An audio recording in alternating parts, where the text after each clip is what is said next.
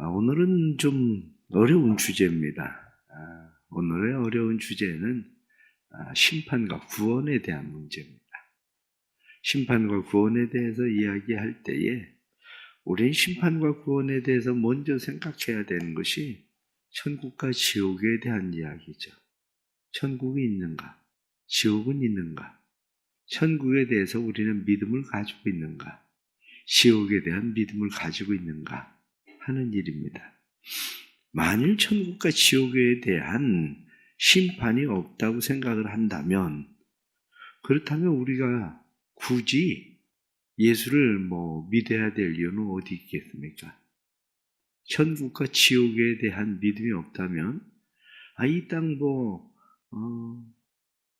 누구 말 맞다나 개똥 굴러가듯 이 세상을 살다가 그냥 끝나는 세상, 길다면 길고 짧다면 짧은 것 뿐이지, 이 세상이 끝이라면 무슨 우리가 심판에 대한 의미가 있겠습니까? 그러나 성경은 심판에 대해서 우리에게 분명하게 말씀하고 있는 천국과 지옥에 대해서 성경은 말씀하고 있고, 특별히 요한계시록에 나타난 말씀은 새 하늘 새 땅, 하나님의 나라에 대해서 우리에게 분명하게 말씀을 해주고 있기 때문에 심판에 대해서 궁금한 거죠. 그런데 심판에 대해서 궁금할 때에 문제는, 그럼 우리는 그렇다고 하자. 우리는 그렇다고 하는데 예수를 모르는 사람들은 어떨까? 우리나라에 기독교가 들어온 지, 카톨릭으로 해서 들어온 지는 겨우 200년밖에 되지 않는데, 그러면 그 이전 사람들은 어떻게 될까? 그렇다면 예수님이 세상에 오셨을 때에 예수님을 알고 있었던 사람은 그 유대인들로부터 시작을 해서 사실은 얼마 되지 않았는데, 그 이전의 사람들은 어떻게 될 것인가? 율법 안에 있었던 사람들도 결국에는 율법이라고 하는 것은 하나님께서 이스라엘 백성들에게 모세를 통해서 준 것이지, 모든 사람들이 하나님의 율법의 말씀을 듣고 사는 것은 아닌데, 그럼 그들은 어떻게 될 것인가 하는 그런 것들이죠. 우리가 성경의 로마서에 나타난 말씀들을 우리가 잘 읽어야 될 필요가 있는 것은, 로마서에 나타나는 것은 하나님께서 우리에게 구원에 대해서 잘 말씀해 주고 있는 그런 말씀이기 때문입니다. 그렇다면 우리는 먼저 알아야 되는 것이, 로마서 1장 19절 말씀을 보면, 이는 하나님을 알만한 것이 그들 속에 보입니다. 하나님께서 이를 그들에게 보이셨느니라. 성경 19절 1장 19절 말씀을 보면 하나님을 알만한 것, 이렇게 되어 있습니다. 하나님을 알만한 것이 어디 있었냐? 이 로마서 1장 20절의 말씀을 보면, 창세로부터 그의 보이지 아니하는 것들, 곧 그의 영원하신 능력과 신성이 그가 만드신 만물에 분명히 보여 알려졌나니 그러므로 그들이 핑계하지 못할지니라. 신이 없다, 이렇게 이야기하는 일에 대해서는 핑계할 수가 없다, 그렇게 말씀하고 있습니다. 신이 없다. 그런데 신이 없다는 사실에 대해서 핑계할 수 없는 이유가 어디 있느냐? 신이 없다라고 말하는 것을 핑계할 수 없는 이유는 하나님께서 만물에 보이지 않는 하나님의 형상을 두셨기 때문에, 보이지 않는 하나님의 영원한 능력과 그의 신성, 그 모든 것을 두셨기 때문에 천하 만물만 보아도 이게 우연히 저절로 생길 수는 없는 건데, 그렇다면 이것을 만든 것은 누굴까라고 사람들은 생각할 수밖에 없는 그런 일이라는 겁니다. 이것을 과학적으로 우리가 이야기를 한다면, 과학적으로는 열량과 질량의 법칙을 아는 과학자들은 기본적으로 누구나 다 압니다. 열량과 질량은 그냥 생기지 않는다는 거죠. 어디로부턴가 시작되어진 것이 있기 때문에 열량과 질량, 그것은 사라지지 않는데 그것들이 생기는 것은 무엇인가, 그 시작점이 무엇인가 이렇게 이야기할 때 우주적 관점에서 볼 때는 신이 있을 수밖에 없다는 거예요. 신이. 그것을 과학적으로 이야기할 땐 히그스 입자라고 얘기하기도 하죠. 그것은 신의 입자라고 이야기해요. 원자 안에서 전자를 움직일 수 있는 힘은 어디에서 부여되는가? 원자 안에 전자를 움직일 수 있는 힘이 부여되어지는 힘이 있어야 전자가 움직이게 되는데 그 힘은 어디로부터 오는가? 그 힘을 히그스 입자, 히그스라는 사람이 발견한 히그스 입자라는 거예요. 히그스는 그것을 히그스 입자, 자기 이름을 붙여서 히그스 입자라고 말한 게 아니라 그건 신의 입자, 신이 부여하는 힘이다. 이렇게 그냥 규정을 한 거죠. 신의 입자. 사람들은 그것을 히그스가 발견했기 때문에 히그스 입자라고 이야기하는 거죠. 그것이 노벨 물리학상을 탄 거예요. 노벨 물리학에서 무엇인지 모르지만 그 시작하는 힘은 분명히 있다. 그 힘을 우리는 신의 입자라고 부른다. 이렇게 말하는 거거든요. 그러니까 만물 가운데에 이미 그 모든 것은 드러나 있다. 이런 거죠. 그럼 만물 가운데 그것이 드러나 있다 할지라도 문제는 어디에 있습니까? 맨 처음에 아담과 하와가 범죄를 해요. 아담과 하와가 범죄를 했기 때문에 모든 인류는 다 아담과 하와의 후손입니다. 아담과 하와의 후손인 모든 인류에 대해서 우리는 원죄, 아담과 하와의 죄가 모든 사람들에게 전해졌다, 유전되어졌다. 그렇게 우리는 말하죠. 그런데 이때의 사람들은 무엇으로 심판하는가? 심판의 기준점이 있어야 될 거 아니에요. 심판의 기준점. 그 심판의 기준점에 대해서 오늘 성경 본문 말씀에 15절 말씀은 뭐라고 되어 있느냐면 이런 이들은 그 양심이 증거가 되어 그 생각들이 서로 혹은 고발하며 혹은 변명하여 그 마음에 새긴 율법의 행위를 나타내느니라. 율법이 없는데 율법의 행위를 나타내는 게 뭐냐? 이렇게 이야기할 때 그것을 양심 이렇게 얘기하는 거죠. 그래서 하나님 앞에서 율법이 없는 사람, 율법 없이 범죄하는 자, 이 사람들도 율법은 없어도 율법이 되는 게 뭐냐? 그것을 성경은 양심이라고 한다. 이렇게 얘기하는 거죠. 양심에 의해서 심판을 받는다. 그런데 문제는 어디에 있습니까? 문제는 양심을 심판하는 기준이 뭐냐 이 문제죠.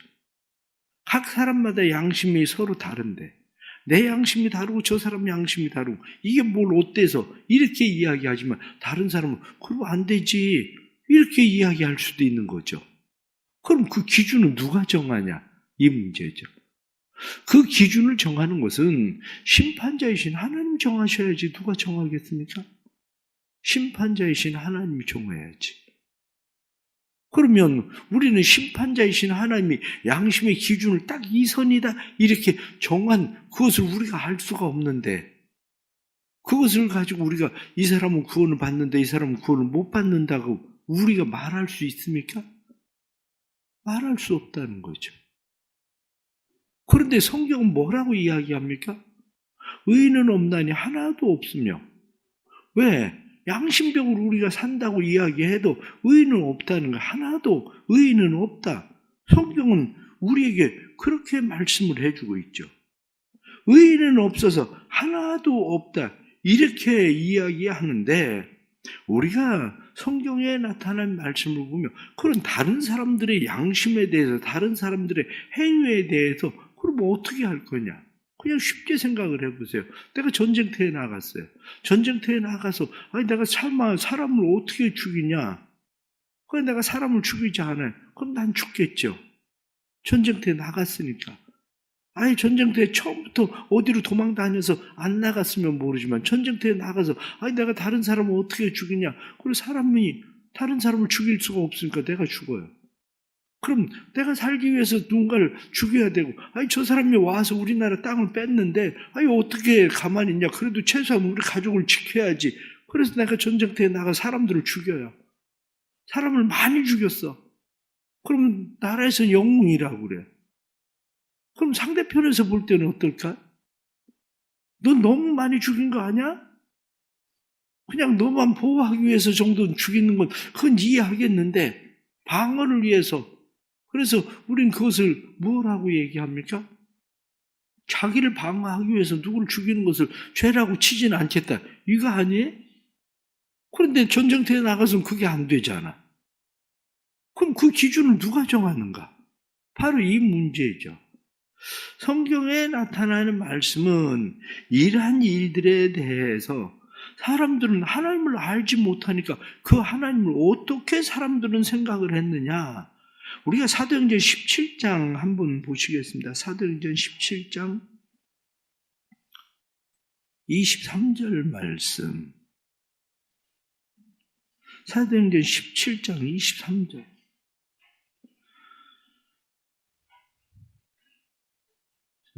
다 같이 사도행전 17장 23절 다 같이 시작.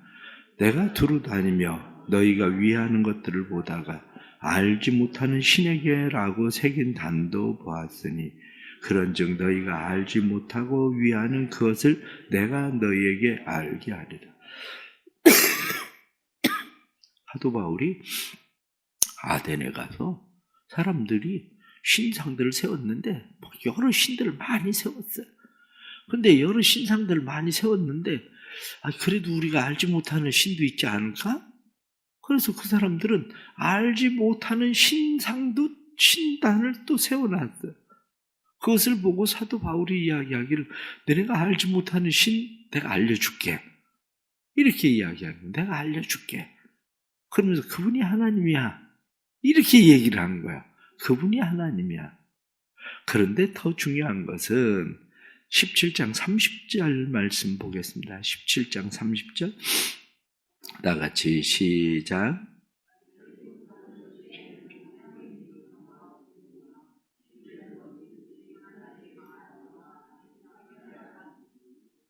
여기 말씀 보니까 알지 못하던 시대에는 하나님이 간과하셨거니와 무슨 얘기입니까?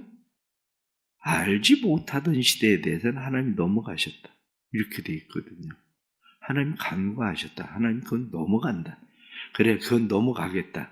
그런데 너희가 이제부터는 내가 그분이 하나님이라고 알려줬으니까 너희가 회개하고 그 하나님을 섬겨라. 이렇게 사도 바울은 이야기하고 있거든요.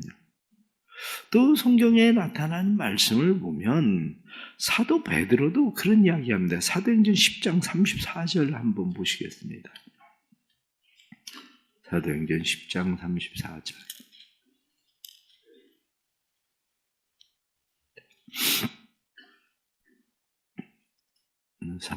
10장 34절. 자, 34절, 35절 다 같이 시작. 베드로가 입을 열어 말하되 내가 참으로 하나님은 사람의 외모를 보지 아니하시고 각 나라 중 하나님을 경외하며 의를 행하는 사람은 다 받으신 줄을 깨달았도다. 이 말씀을 보면 각 나라 중에 하나님을 경외하며 그때 당시에 하나님을 아는 사람들은 누굽니까? 각 나라 중에 하나님을 아는 사람들, 베드로가 이야기하고 있는 각 나라 중에 하나님을 아는 사람들 이렇게 표현했지만 각 나라 중에 하나님을 아는 사람이라고 표현된 사람이 누구냐면 고넬료였거든요. 고넬료. 그런데 그 외의 지역에서 하나님을 아는 사람들은 얼마나 있었을까? 바로 이거죠. 각 나라 중에 하나님을 아는 사람들, 그들은 사실은 잘 몰랐어요. 그런데 하나님은 사람을 외모로 보는 것이 아니라 하나님을 경외하는 사람, 그 사람은 다 받으신다. 성경은 그렇게 돼 있는 거죠. 그렇다면 우리가 양심으로 외모가 아니라 각 사람들을 하나님께서 그 사람들을 중심을 보시는 그런 하나님께서 양심으로 각 사람들을 심판한다고 해도 기준은 누구냐? 기준은 우리가 기준이 될 수가 없어요. 우리가 기준이 아니라 기준은 그냥 하나님이신 거지. 기준은. 그렇다면 양심으로 되지 않던 이스라엘 백성들이나 각 사람들에게 하나님께서 명확한 선을 그은 게 뭐냐? 하나님께서 명확한 선을 그은 것을 보고 우리는 뭐라고 이야기하냐면 그걸 율법이라고 말하는 거예요. 법이라고 말하는 거죠. 우리나라에도 법이라는 명확한 선을 긋는 거죠. 각 나라 사람들은 법이라는 명확한 선을 그어요. 그것뿐만 아니라 이스라엘 백성들에게는 율법이라고 하는 것을 따라서 하나님께서 그들에게 명확한 선을 그으셨죠. 율법이라는 명확한 선을 하나님께서 그으셔서 기준을 무엇으로 삼느냐? 하나님께서는 그 기준을 율법으로 삼으셨다는 거예요. 그래서 다시 오늘 로마서 2장으로 다시 넘어가면 율법으로 말미암아 심판을 받으리라. 12절 말씀에 무릇 율법이 있고 범죄하는 자는 율법으로 말미암아 심판을 받으리라. 그렇게 말씀합니다. 그런데 이 일에 대해서 성경은 13절 말씀을 다 같이 보겠습니다. 2장 13절 다 같이 시작.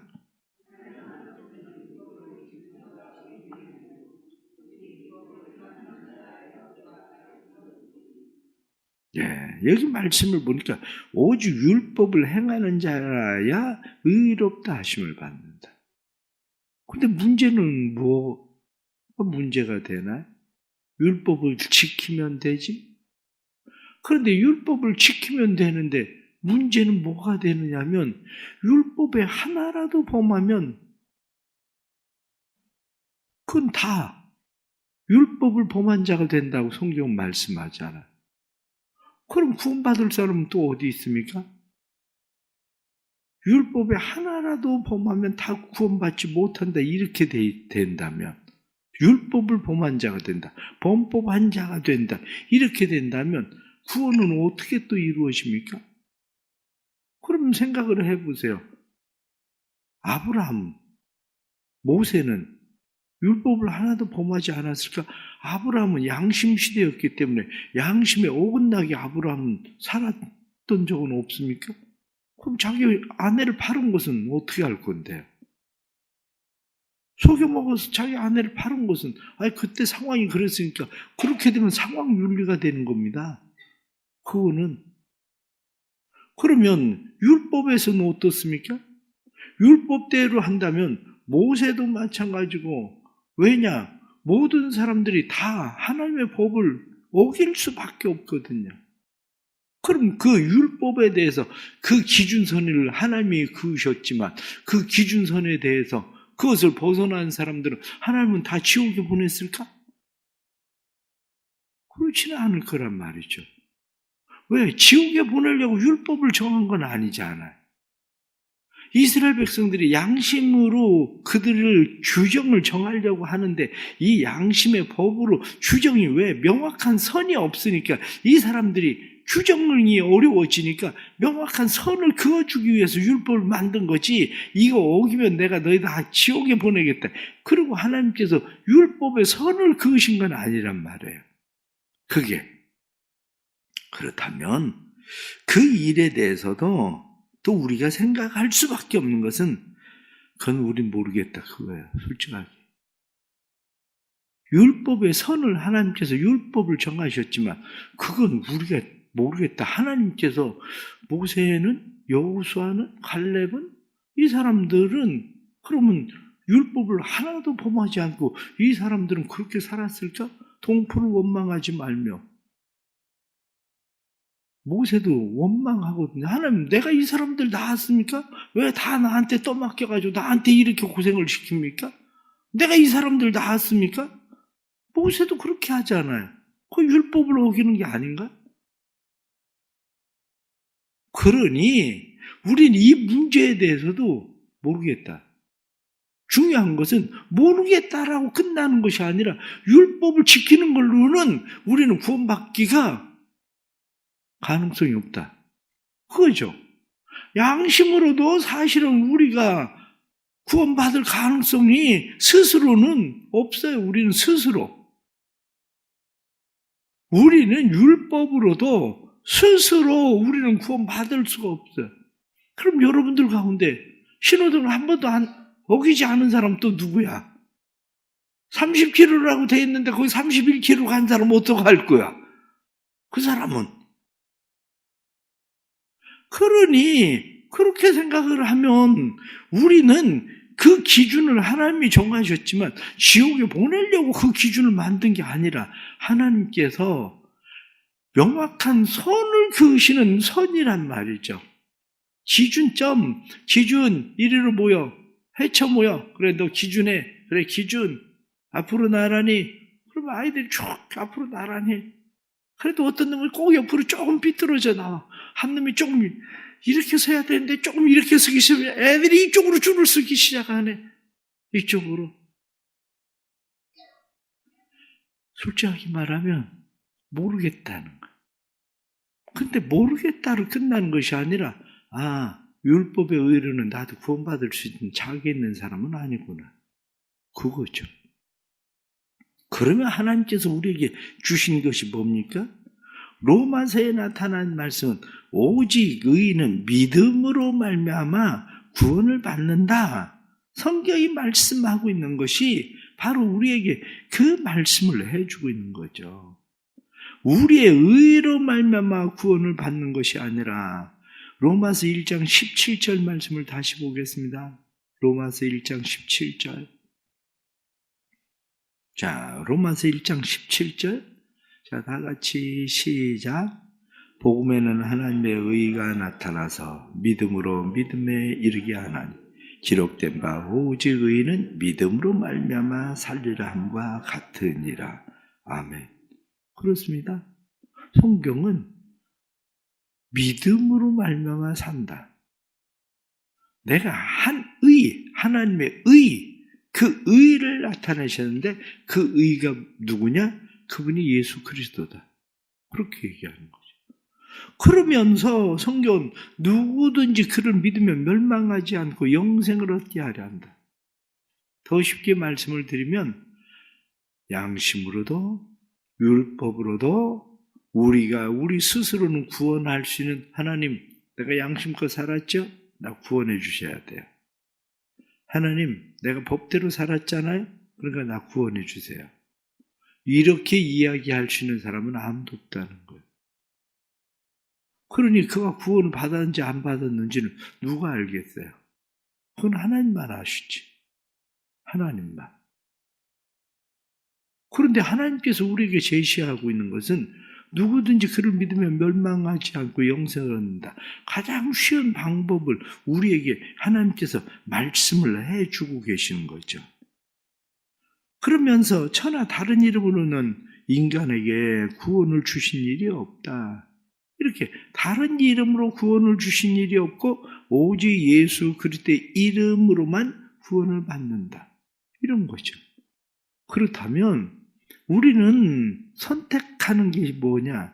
가장 쉬운 구원에 대해서 예수 그리스도를 믿는 것 말고는 우리에게 내가 스스로 구원을 받을 수 있다고 하나님 앞에 내세울 수 있는 건 아무것도 없구나. 그렇다면 예수를 믿어야 구원을 받는 거구나. 이 문제예요. 그런데 목사님 그건 알겠어요. 그런데 문제는 예수님 전에 죽은 사람들 어쩌라고요? 우리나라에 복음이 들어오기 전에 죽은 사람은 어쩌라고요? 그게 알고 싶다고요? 그렇게 이야기하고 싶은 거예요. 사실은 교인들이. 목사님 그게 알고 싶어요. 그것이 알고 싶다. 이게 TV 방송처럼 그것이 알고 싶다. 지금 그 얘기를 하고 싶은 거죠. 그런데 그 이야기를 할 때 우리에게 다시 분명해지는 몇 가지를 우리는 생각해야 됩니다. 그 분명해지는 몇 가지는 가장 첫째가 뭐냐면 하나님의 크심을 인정해라 그거야.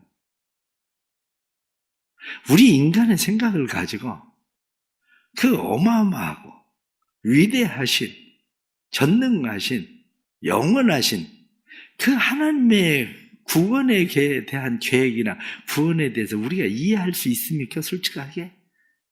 하나님이 하나님의 방법으로 설명을 하면 우리는 그것을 이해하겠습니까? 핸드폰도 이해를 못하면서. 그렇잖아요? 핸드폰도 이해를 못하는 우리가 하나님의 그 구원에 대해서 우리에게 말씀을 하면 우리는 그것을 하나님 이해했습니다. 하나님 받아들이겠습니다. 그리고 하나님의 이해를 받아들일 수 있을까? 그 문제예요. 무슨 얘기냐? 구원에 대한 문제는 하나님의 영역에 맡겨. 하나님의 영역에. 그것은 내가 해야 되는, 내가 생각하는 그 영역이 아니라 구원에 관한 문제에 대해서는 하나님의 영역에 맡기는 거. 왜? 하나님은 크고 위대하시고 놀라우신, 전능하시고 전지하신 그 하나님이 알아서 하시겠지.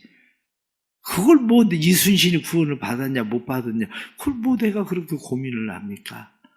받았으면 어쩔 거고 안 받았으면 어쩔 건데. 아니, 이순신 얘기가 아니라 우리 부모님 얘기예요. 아니, 부모님에 대해서도 하나님께 맡겨. 왜 그것을 하나님께 맡겨야 되느냐면, 그러면 이순신은 부모님이 아니라 낙태한 아이는 어떻게 할 건데요? 어린 아이에 대해서는 어떻게 할 건데? 지적 장애인에 대해서는 어떻게 할 건데요? 그럼 그 사람들은 구원을 받나 못 받나? 마가복음, 누가복음, 마태복음, 성경이 쭉 다 나오는 이야기 가운데 하나가 뭐냐면, 예수님께서 보시고 노하시어 이르시되 어린아이들이 내게 오는 것을 용납하고 금하지 말라. 하나님의 나라는 이런 자들의 것이니라. 어린아이에 대해서는 예수님은 하나님의 나라는 이런 자들의 것이다. 이렇게 예수님께서 지칭하고 있는데, 그 이야기를 신학적으로 어떻게 받아들이는지 아십니까? 어린 아이들에 대해서, 그들이 죄의 선과 악에 대해서 구분하지 못하고 있는 상태, 어린 아이들의 상태는 하나님의 나라에 들어간다고 유대인들은 그냥 받아들인 거예요. 그게 그럼 낙태한 아이나 지적 장애인이냐, 이 사람들은 하나님의 나라에 들어가는 일이 우리보다 쉬운 수 있죠? 그것도 쉬울 수 있다고 해도, 어렵다 해도 그건 우리의 영역이 아니라 그냥 하나님께 맡기라는 거. 그건 크신 하나님에게 그건 맡겨라. 그렇다면 우리가 두 번째는 나는 예수를 믿음으로 말미암아 구원받는다는 걸 인정하는 거예요. 예수를 믿음으로 말미암아 구원받는다. 난 진짜 쉬운 방법을 선택했네. 그 진짜 쉬운 방법을 선택한 게 뭐냐면, 내가 땅을 가지고 있어요. 땅을 가지고 꽃게임 가지고 봄이 돼가지고 농사를 지으려고 막 애를 쓰고 있는데, 어떤 사람이 나한테 와가지고 왜 이렇게 고생해? 우리 트랙터 갖다 써. 조작 쉬워. 이렇게. 그래, 트랙터 하나 가져와서 가르니까 몇 날 며칠을 해야 될 걸 그냥 반나절에 다 갈아버렸네, 밭을. 그런데 고집을 부려 곡괭이질을 하고 호미를 가지고 긁고 있고, 그럴 필요가 있나?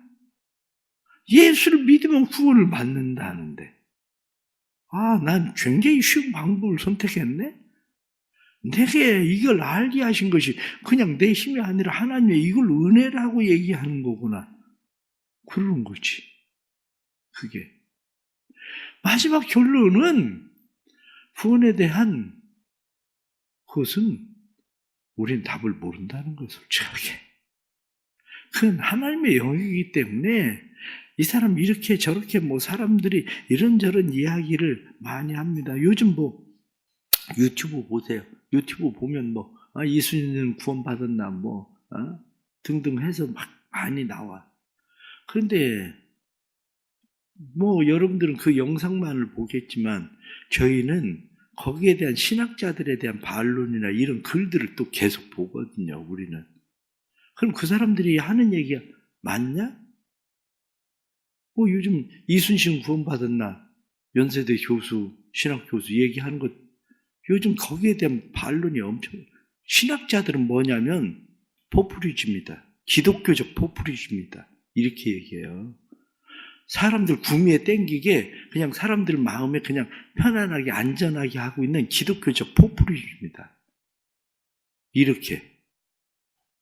왜? 거긴 중요한 것들이 또 빠져 있거든요. 왜? 말하고 싶지 않은 건 말하지 않고 있거든요. 그게. 결국 그런 거요. 사실 저는 그 사람들보다 똑똑한 사람도 아니고 신학적으로 저기 한 사람도 아니고 그렇기 때문에 전 더 단순합니다. 고민을 안 합니다. 이순이 구원을 받았든지 안 받았든지 고민을 하지 않습니다. 그건 하나님의 영역이니까 죽은 사람들에 대해서는 하나님의 영역이니까 그냥 맡겨요. 그거는. 대신에 제가 장례식장에 갔을 때 이 사람이 구원 받았나 못 받았나 그런 설교 하는 걸 들어본 적이 있습니까? 아무리 그 딸이 목사님 제 마음 좀 편하게 구원 받았다고 해주세요. 내가 얘기한다고 구원 받나? 내가 마음 편하게 하기 위해서 그렇게 얘기해 줄 수도 있지. 근데 안 하지. 내 영역이 아닌데 내가 그걸 왜 얘기하겠어요? 절대 안 하지. 그렇기 때문에 저는 우리 훨씬 편해. 단순하니까. 맞아. 나는 은혜로 구원받는 예수를 믿음으로 말미암아 구원받는다는 거. 이게 난 분명하니까. 여러분, 너무 어렵고 고민하지 말고 중요한 것은 죽어서 천국 갈 거냐 이 문제만이 아니라 이 땅에서 하나님의 나라를 어떻게 누리고 살 거냐도 중요한 거예요. 그래서 내일 얘기하는 것이 예수 믿고 여기 성경 하나님의 말씀 율법을 행하는 자라야 이렇게 돼 있잖아. 그럼 예수를 믿고 계속 죄를 짓는 사람은 어떻게 할 거냐. 그건 내일 얘기할 거예요. 내일 또 말씀 전하겠습니다. 기도하겠습니다. 하나님 아버지, 또 오늘 하루를 이렇게 시작합니다.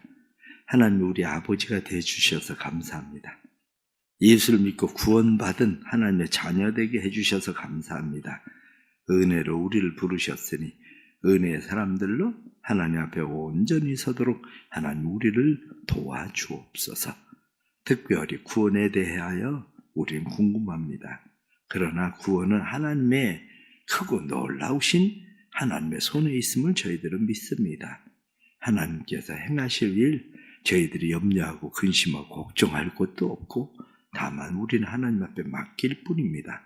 구원의 놀라운 은혜가 힘들고 어렵게 구원을 찾는 사람들에게 구원의 역사가 분명하게 나타나는 은혜도 임하게 하시고 특별히 우리 가족들에게 구원의 은혜가 임해서 예수를 믿음으로 구원받는 하나님의 은혜의 방법, 이 은혜가 임할 수 있도록 도와주옵소서.